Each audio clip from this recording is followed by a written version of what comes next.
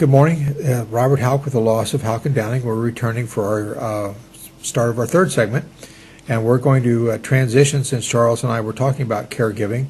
I'm going to introduce you to Terri Garcia. Terri Garcia is with AngeliCare, one of the people that we refer people to when they need home care. We always try to give people three names because we know that not everybody gets along with everybody. So we like to give three names, let people choose, talk with them, figure out what's going on. Again, anything you hear today cannot be constituted as legal advice. If you want legal advice, you have to have a fee agreement or contract with an attorney to get an attorney-client privilege, which you should have at all times. It's absolutely mandated in our office. And while we bring on people that we are confident with, again, we are not recommending anybody in particular. We're just telling people about people we know that we trust in the field.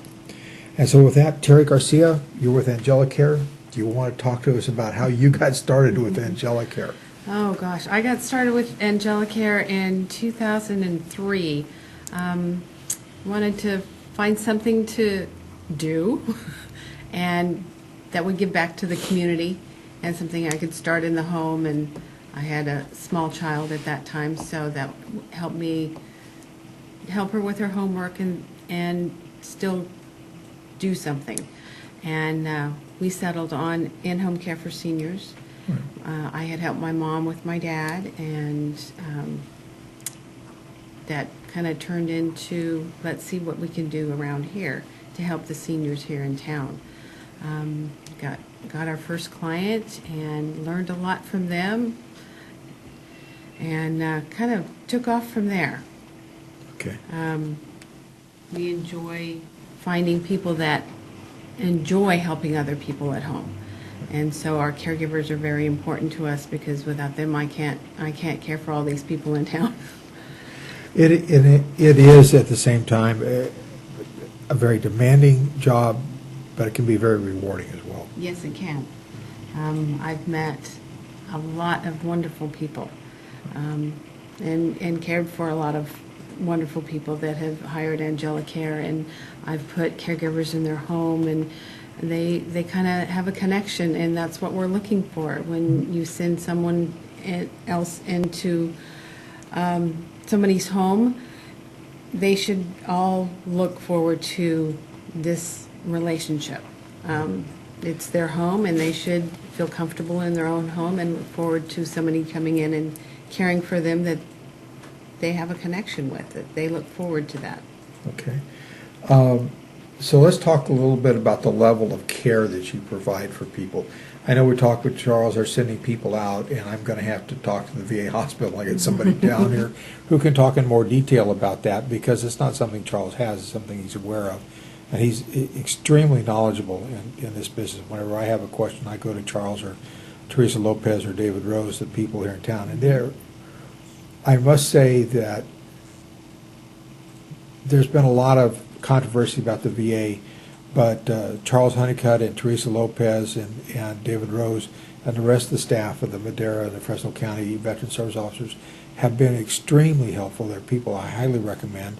And like I said, we only recommend about 3 different caregiving agencies, because we keep tabs on people that we've referred out to them and people who've used them and how do they like them, and you always have come up very high in that regard.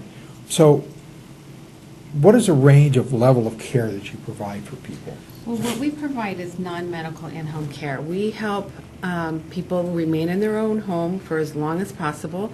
We do medication reminders. We assist with bathing, dressing, grooming, meal planning and preparation, companionship. That's very important. Some people don't have anybody coming in throughout the week, and Right. it helps them remain at home by somebody coming in and checking on them. Take them on errands, take them to doctor's appointments, take them to visit other members of their family that can't get around either. Right. So it's just going out and doing assessment and finding out what their needs are, what their routine is, because we want to help them stay in their routine so that they can, again, continue to remain at home. And it's important. One of the things that we do with life care planning, when we come in, we sent Jennifer to our paralegal to school, and she's gotten a certificate in geriatrics case care management. And we've used other independents. We've used Cindy Vanoy, whose business is to whom honor is due. And of course, we refer people when they need that kind of care. We'll send them to you folks because one of the other three people we send people to, which is right at home, and I forget the third one off the top of my head right now. But the reason we do that is because, like I say, we know we trust the facilities are getting, and they're getting an honest evaluation. And when we talk about life care planning, what we do is we will have that geriatrics case care worker look at it. Our goal is to keep them in their home for as long as possible. Mm-hmm. That's why you're an integral part of that, or the other people who do in-home care. And people feel more comfortable at home. I've never seen, not saying this couldn't happen, but I've never seen anybody say, I want to go to a facility. No. and there's some good facilities, and there's some really bad facilities too. Mm-hmm. And the facilities are getting more and more regulation on them because, as I found out when I was a peace officer, bad decisions make bad law. And what happens is you get laws that get made because somebody's being abused. Do you have, and I understand that there are some new regulations that came out in the last year or so that affect how you do business. That, not a whole lot because of the way we were doing business. It's just kind of maybe the state catching up. But it's, mandatory reporting of elder abuse. The ladies that go out into the homes, they're mandatory reporters. If they see something that's not right, they can report it.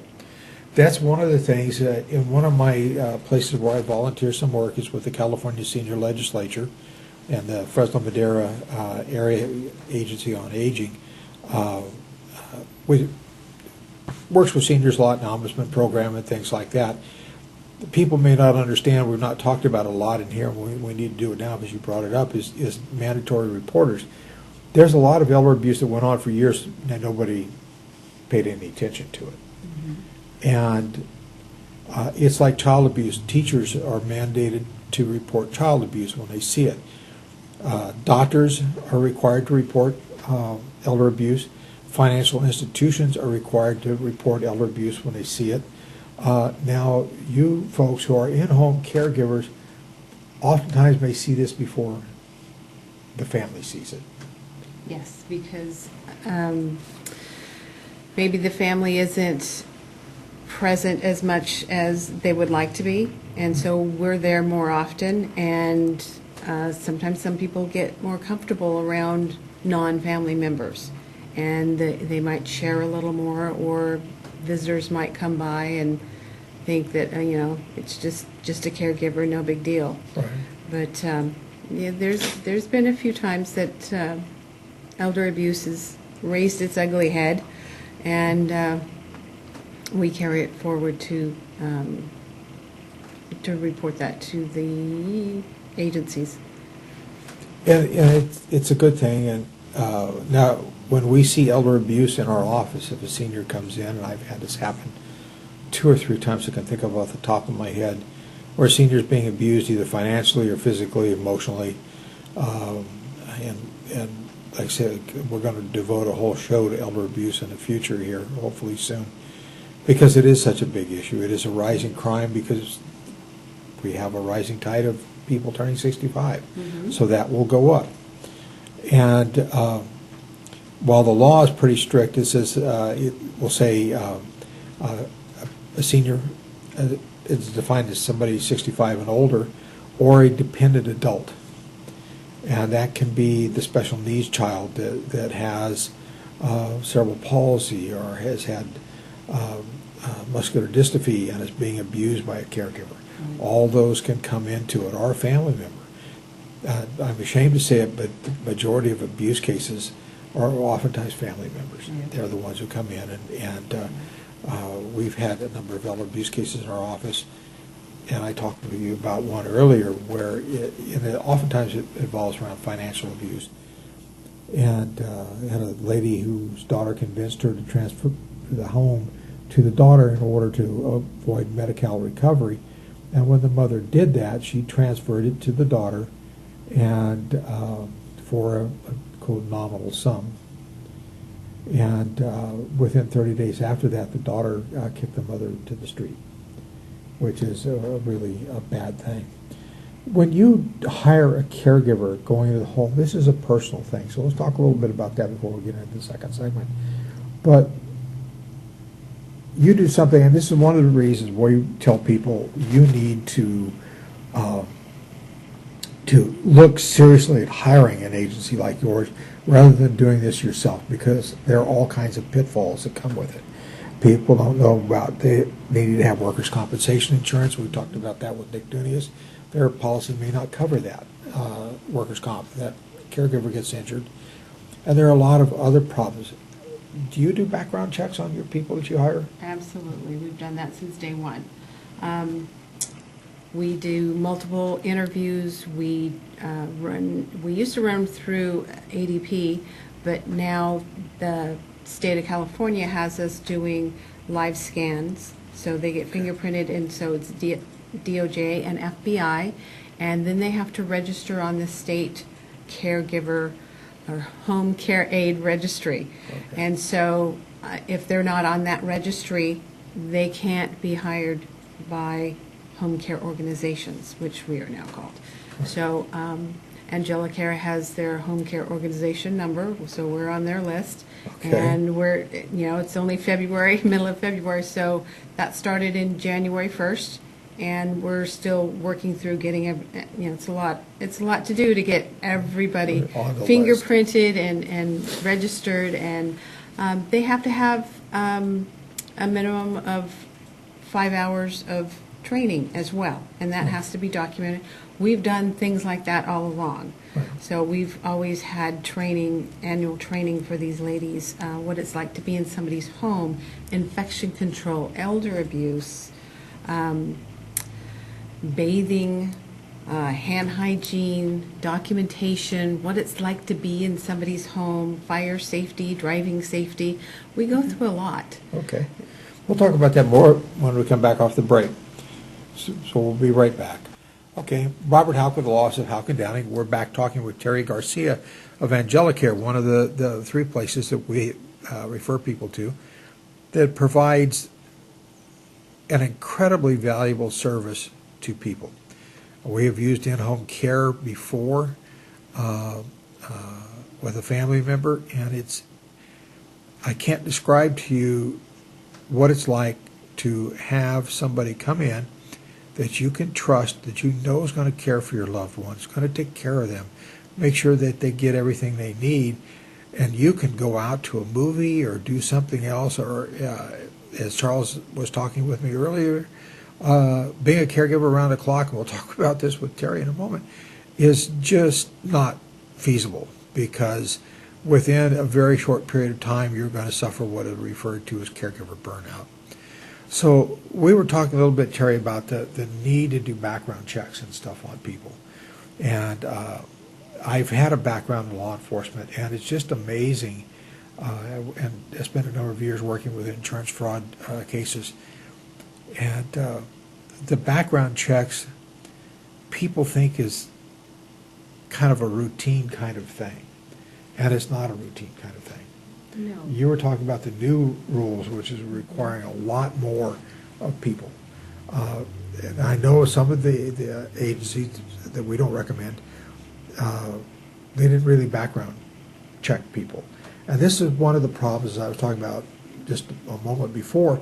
We cannot stress to people enough that they use a care provider service like yours, because you have somebody doing the background checks that know what they're doing. Mm-hmm. And what I hear all the time, and you probably hear it too, is, well, a neighbor had somebody take care of their family member, and this woman lives right down the street, and she's really good.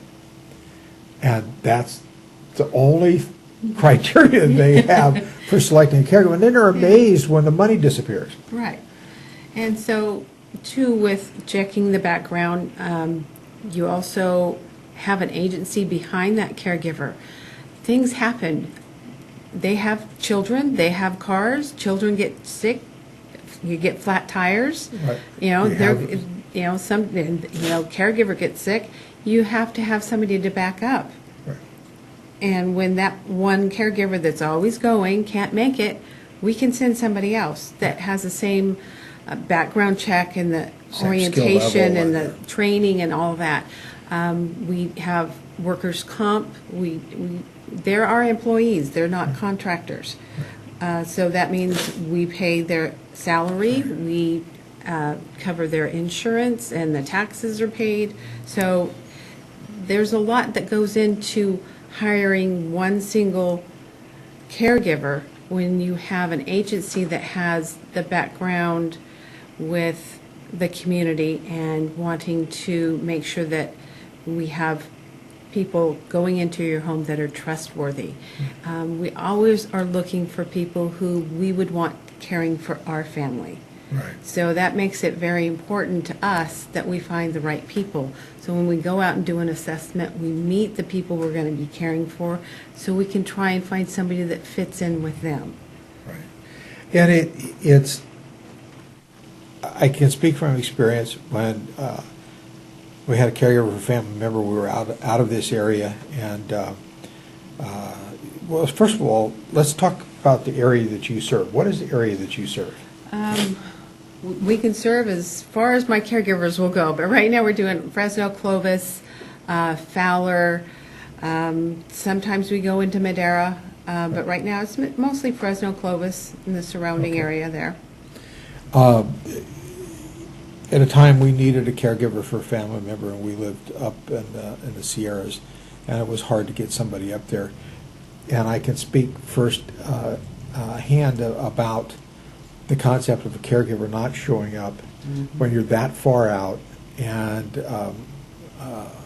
you've got to go someplace, you've got a court date, or you've got your own medical appointment someplace you've got to be, and the caregiver's car doesn't work, or they called in sick for the day, and now you're on the hook. Right.